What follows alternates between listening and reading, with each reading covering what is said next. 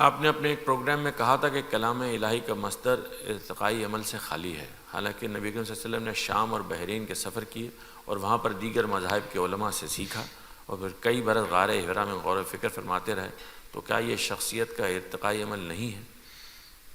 قرآن مجید ایک کلام ہے، یہ عربی زبان کا شاہکار ہے، ادب کا شہپارہ ہے۔ آپ نے اقبال کو پڑھا ہے، غالب کو پڑھا ہوگا، حافظ کو پڑھا ہوگا، شیکسپیئر کو پڑھا ہوگا، ملٹن کو پڑھا ہوگا، یہ کوئی حیثیت نہیں رکھتے اس کلام کے مقابلے میں۔ انتہائی بلیغ کلام ہے۔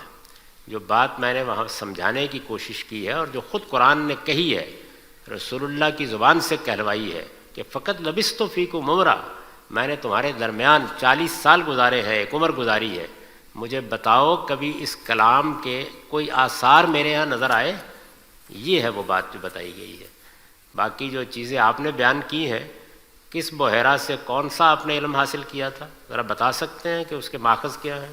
اس طرح کی باتیں بالکل بے معنی ہیں۔ غار حرا محض ایک افسانہ ہے، کوئی حقیقت نہیں اس کی۔ اللہ تعالیٰ نے پہلی وحی کے واقعے کو خود سورہ نجم میں بیان کیا ہے اور پورے واقعے کی تردید کر دی۔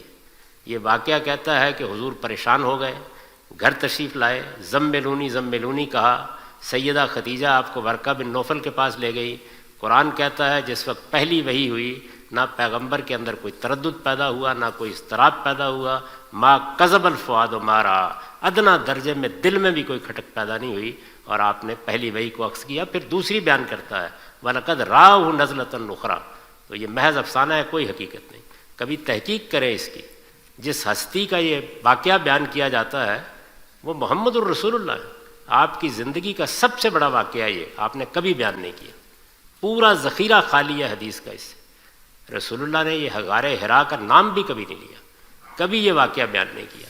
سیدہ خدیجہ جو اس واقعے میں سب سے بڑی ہستی کے طور پر سامنے آتی ہیں، انہوں نے کبھی یہ واقعہ بیان نہیں کیا۔ سیدنا ابو بکر نے کبھی یہ واقعہ بیان نہیں کیا، سیدنا عمر نے کبھی یہ واقعہ بیان نہیں کیا۔ سیدہ عائشہ کی بڑی بہن ہے اسما، وہ ان سے 10 سال بڑی ہیں، انہوں نے کبھی یہ واقعہ بیان نہیں کیا۔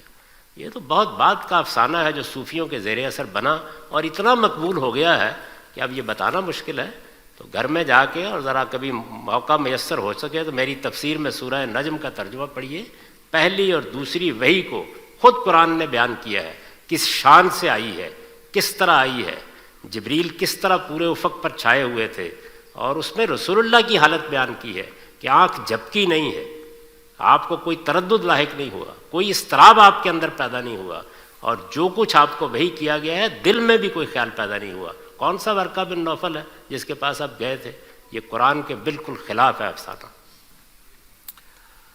یہ فرمائیے کہ شادی شدہ کوئی خاتون ہے یا وہ سوال اس طرح کر رہی ہیں کہ اس میں کوئی زنا کا عمل ہو جاتا ہے اور اس سے کوئی بچہ بھی ہو جاتا ہے، تو کیا اس شخص کو معاف کر دینا چاہیے اگرچہ وہ ایک سے زیادہ مرتبہ ہو؟ دیکھیے، یہ بات کہ آپ کسی کی غلطی کوتاہی کو معاف کریں، یہ فیصلہ تو بہرحال آدمی نے کرنا ہوتا ہے، وہ اپنے جذبات، حالات، اپنی طبیعت کے لحاظ سے فیصلہ کرتا ہے۔ لیکن اگر معاملہ اتنا زیادہ ہو گیا ہے تو حضور سے جب یہ پوچھا گیا، ایک صاحب نے یہ کہا کہ ایسا ہی معاملہ ہے، تو آپ نے فرمایا کہ بھائی طلاق دے دو۔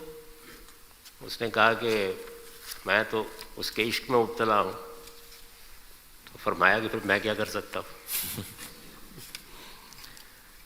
تو بس آپ معاف کرنا چاہتے ہیں تو معاف کرتے ہیں، لیکن یہ چیز ایسی ہے کہ اللہ تعالیٰ نے اس پر کسی جگہ پہ بھی یہ نہیں کہا کہ معاف کر دیں،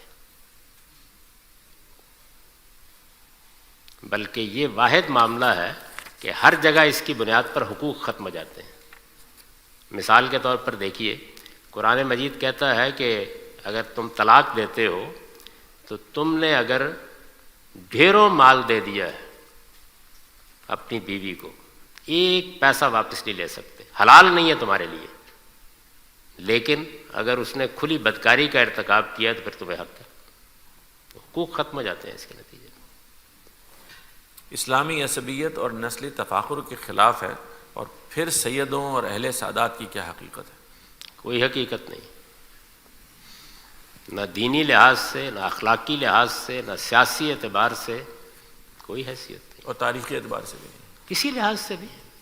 یعنی ظاہر ہے کہ ہمیں جب یہ معلوم ہوتا ہے کہ حضور سے نسبت ہے تو ہم عزت کرتے ہیں، محبت کرتے ہیں. عزت اور محبت اس کے سوا کوئی چیز نہیں.